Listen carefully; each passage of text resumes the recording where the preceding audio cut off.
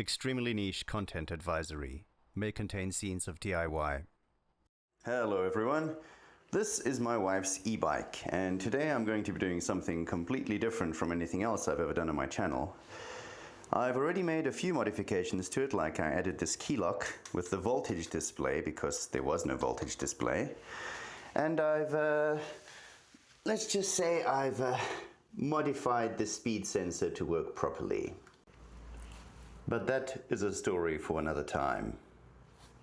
Today, what I want to do is add the option of having an extra battery so that when we go on really long trips, she can have 2 batteries on her bike.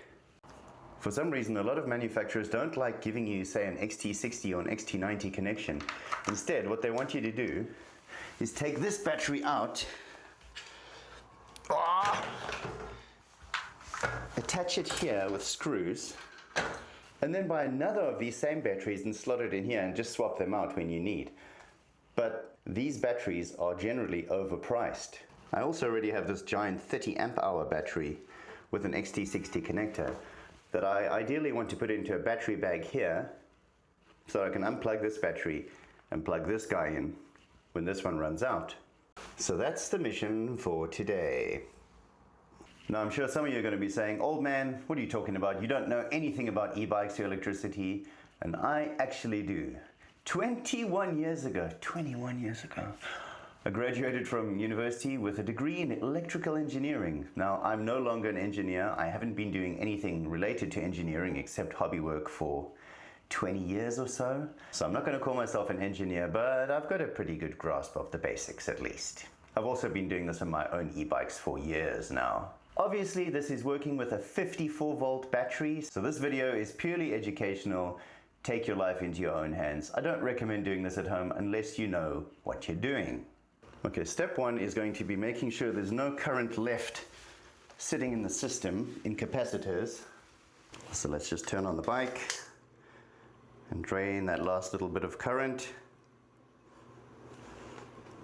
Turn it on. Yeah, there we go. Okay, excellent. Right, hopefully you'll be able to see what I'm doing. I'm far from a master videographer, but that is why I'm trying to make these videos after all, because I got a lot that I want to share. Not just complaints about old games, it turns out. So first step is going to be removing this old battery bracket. And we don't want to break this, so do be careful. Can you even see what I'm doing? Sorry about the angle. Okay. Coming closer. I'm going to have to do this right here. What I'm going to do is open up these 4 screws here, open this up and see what the wiring looks like inside. Okay, for some reason I cannot find any small Phillips screwdriver right now, but luckily I've got a small enough flat one. But do get a Phillips screwdriver, geez. No need to go through this. Okay, there we go. All right, as I suspected, I've just soldered the wires straight on there. Now we're going to do something either incredibly brave or incredibly stupid. They obviously don't want you modifying these things, even to add your own battery, which kind of sucks. I'm going to cut this here. This requires some bravery, because if you mess this up, it's all on you. I'm just going to remove this insulation. Not too much. I'm going to be adding an XT90 plug on both ends. That should be enough. Okay, positive, negative. Positive, negative, so plugging the battery in here. Okay, got my soldering mat ready. Solder tip cleaner. I'm going to be soldering a female XT90 connector onto this battery bracket. Don't have the world's best lighting here. It's just an apartment after all. These lugs aren't very deep. This much will do. Look at this cheap box of heat shrink from AliExpress. I don't think it needs to be so long. No, it doesn't. That on there. This is just to ensure that the plus and minus wires don't touch each other. Twist the wires to make sure there's no loose strands. Now we're going to prepare the female connector.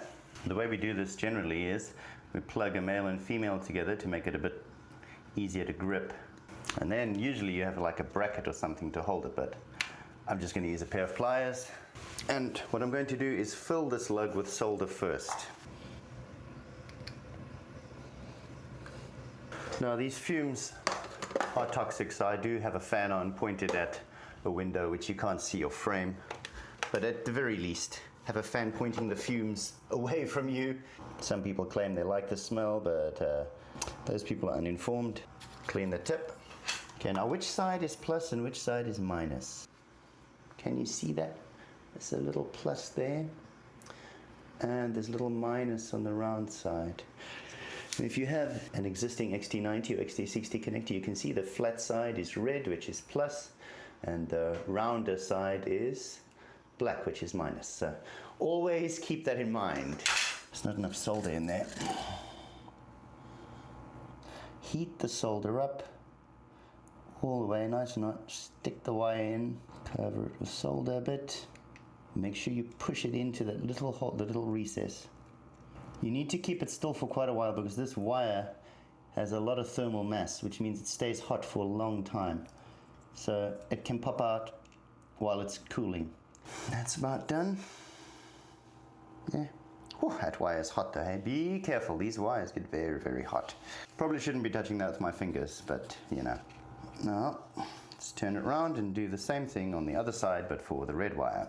Make sure you're not just melting the solder, make sure you're actually heating up the metal contact and you're feeding the solder into that instead of just melting the solder on the soldering iron and letting it fall loose into the metal. I actually can't hold that. Might have to actually use a tool. Probably should have done this from the start. That looks alright actually. Once this has cooled, we're going to put the heat shrink down over that and melt the heat shrink. How do you melt the heat shrink? To be quite honest, I used to just use a lighter, but after too many times of melting my connectors, I finally invested in a heat gun. Not an expensive one, just one from AliExpress. This one is the quick 857DW, and it's good enough for my purposes. I'm not going to say it's the best heat gun in the world or anything. Okay, let's not use our fingers again. Just want the heat shrink to not move backwards. That's that cool. And let's separate these connectors. These XT90 connectors do need a little bit of a breaking in. They are rough. Okay. Bike battery plugs in here, runs to an XT90 connector. Now we need to do the other side. And on the other side, we're going to be doing the male connector. This was the easy one, unfortunately. This side is a lot tougher because I'm working with this wire, this short wire that's sticking out of the bike. You might be wondering why I'm so confident about doing this. It's because I have an older model of the same bike and I know that this wire leads into here, is probably connected to an XT60 connector, which is connected to bullet plugs, which plugs into the controller here. So it's not a huge train smash if I mess up this wire.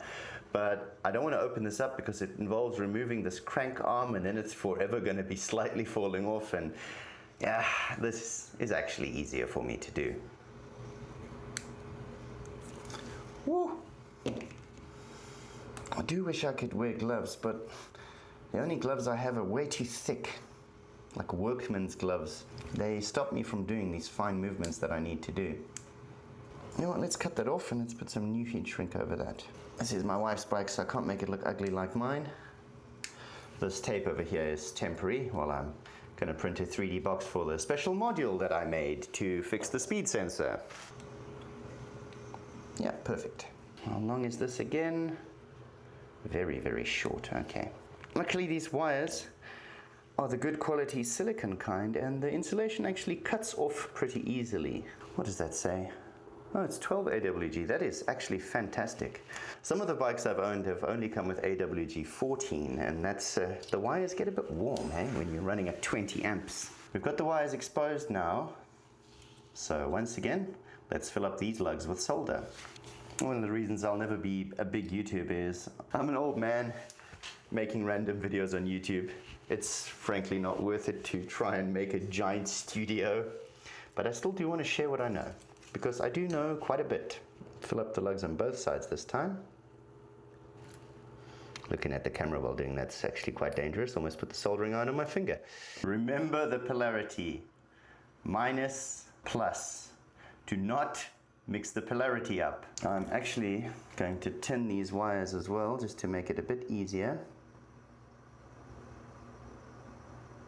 But then a grand idea formed. I've just had an idea, which is requiring me to take off the wires that I just so carefully and expertly soldered on. And I think it's worth it. What I'm also going to be adding is this buck converter. Now, why would I want to add a buck converter? Many reasons. You can see this one is 15 to 90 volt range and spits out 12 volt 10 amps, so 120 watts. Yeah, the in wires and these are the out wires. So I'm going to be soldering these together into the XT90 connector so that whatever battery plugs in here, it powers this buck converter. Now this buck converter spits out 12 volts, which I can use for other lights or things, but what my main usage is going to be is to give my wife a USB-C and USB-A charger for her e-bike, because why not? You don't have to take a battery bank with you when you've got a giant battery with you, hey? A buck converter means that it drops the voltage, and a boost converter would be increasing the voltage. Just want to hold it in place while I solder. And also keep the output wires away so you don't get confused. I'm actually going to have to cut off these pre-tipped ends here. Twist it around here, solder it on. We do not want wires coming loose. Okay, I'm going to do the same with the black wire.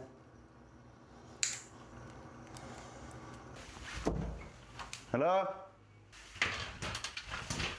You know when you're hearing freaky noises in your house?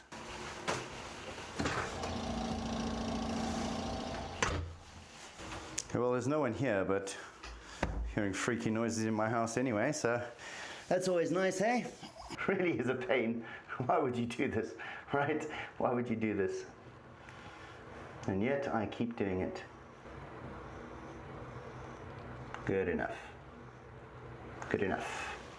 Get it over both wires. Get the connector ready, make sure it's plus. Melt the solder in the hole. Put the connector in the hole. Hold the soldering iron on for a bit. That side actually worked beautifully. Actually shocked. I'm trying to cool it down. Usually when it works so easily, something's gone wrong that you haven't realized. I've already cut my finger. Price of doing business, really.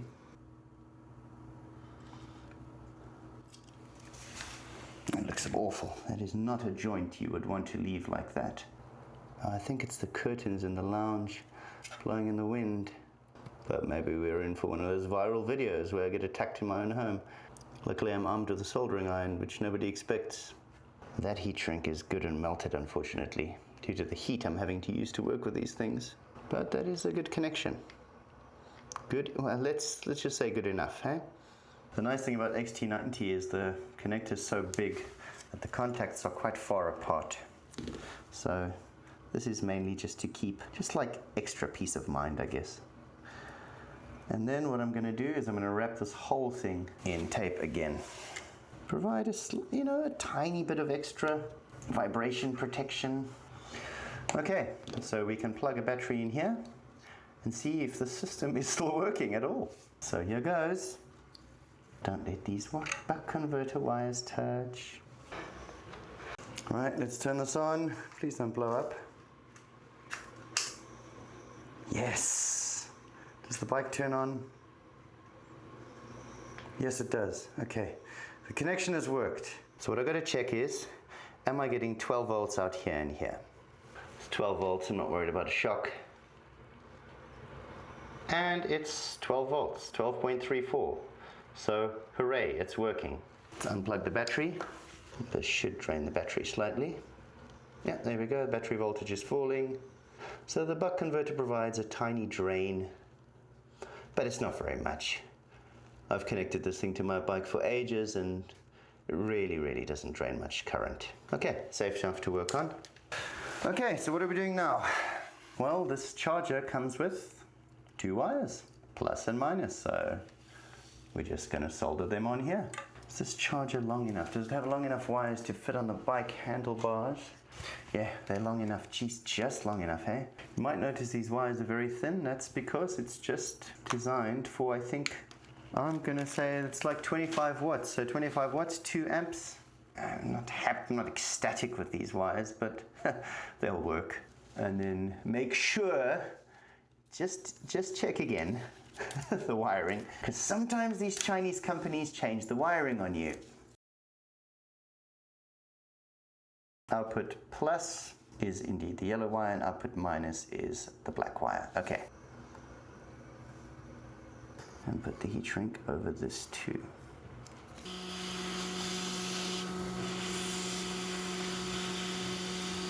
I'm going to wrap this all in some electrical tape. Just like to start with the inside one first, just in case that heat shrink didn't work and I need an extra layer. I do have nicer looking tape that I'm going to wrap, fabric-y tape that I'm going to wrap this all in. I've plugged in the battery. Charger seems to be working, but you know, let's plug in the USB-C cable. And let's try charge my multimeter. Let's turn it on. Plug in my multimeter. It's charging, I think. Let's get the iPad. A significantly bigger investment. But I mean, if I'm going to be trusting this thing to my wife's phone, I better be able to trust it to my iPad, eh? The iPad's off, so give it a moment. You can see my ceiling light there, unfortunately. And it's charging. It actually worked. Huzzah! I didn't break my wife's bike. Yes! Okay, so we've got it working with an external battery. All that's left to do is to put this original bracket back on. If you like electronics and stuff, e-bikes are a fantastic hobby. Infinite possibilities for messing around. There we go. Now this connection is almost always going to be plugged in here, except like once a year where we go on a very long ride and she uses an external battery. But we do now have the phone charger permanently available, which in my opinion is a huge win. Okay, there we go. I've got one of the bolts in. Oh man, can't find the holes. Hilarious. Let's put the original battery back in. See if the charger works with the original battery in. Charger still works. Victory. For now I'm just going to mount this here. I'm going to eventually build a box to hold all this stuff. Okay, let's get this thing mounted on the handlebars, or try to. It's a flathead. That is weird. Very weird to see that. And then this, I think, just slides on. Which way did it slide on? Was it this way? Yeah, it was this way.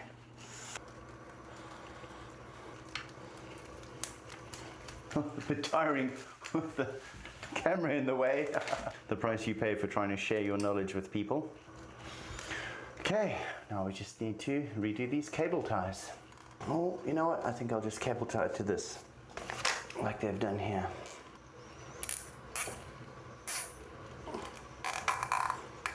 There we go. So yeah, thanks for joining me on this weird and epic journey to add an extra battery and to add a USB-C charger to my wife's bike. I fully realize this type of content will have a very niche audience, and I'm okay with that. I still cling to the ancient idea of YouTube being useful, people sharing what they know. So thank you so much for joining me, and I'll see you next time. Cheers. Oh look, I found the little hoods.